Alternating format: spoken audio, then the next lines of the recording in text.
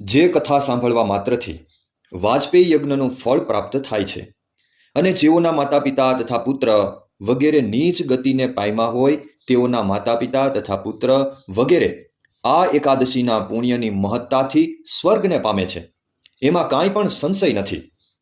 પૂર્વે રાજા કહેવા લાગ્યો કે હે બ્રાહ્મણો, મેં સ્વપ્નની અંદર મારા પોતાના પિતાને નરકમાં પડેલા જોયા. હે પુત્ર, હું નીચ યોનિમાં અવતર્યો છું, માટે તું મારો ઉદ્ધાર કર. આમ એ બોલતા મેં પોતે મારા પિતાને જોયા ત્યારથી માંડીને હે બ્રાહ્મણો, એ આશ્ચર્ય છે કે હું સુખને પામતો નથી.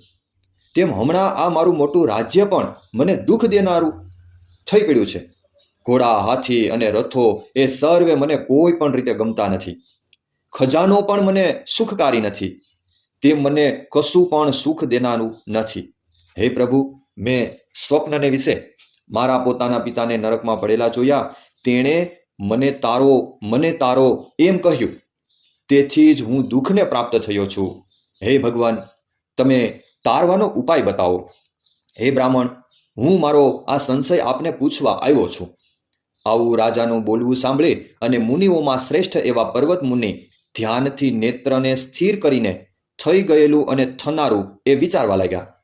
તથા એક મુહૂર્ત સુધી ધ્યાન કરી અને તે શ્રેષ્ઠ રાજા પ્રત્યે બોલ્યા, હું તમારા પિતાના વિરુદ્ધ કર્મનું પાપ જાણું છું. હે રાજા, પૂર્વે જન્મમાં પોતાની બંને સ્ત્રીઓના મધ્યમાં એકને જ સ્ત્રીને વિશે કામાસક્ત થયેલ તમારા પિતાએ સંતાન સુખ આપો આમ વારંવાર બીજી સ્ત્રીએ માગણી કરી, તો પણ સંતાન સુખ આપ્યું નહીં. એ રીતે કર્મ કરવાથી તમારો પિતા હંમેશને માટે નરકમાં પડ્યો છે. ત્યારે રાજા બોલ્યા, હે મુનિ, કયા વ્રતથી અને દાનથી મારા પિતાનો આ પાપવાળા નરકમાંથી મોક્ષ થાય તે મને કહો.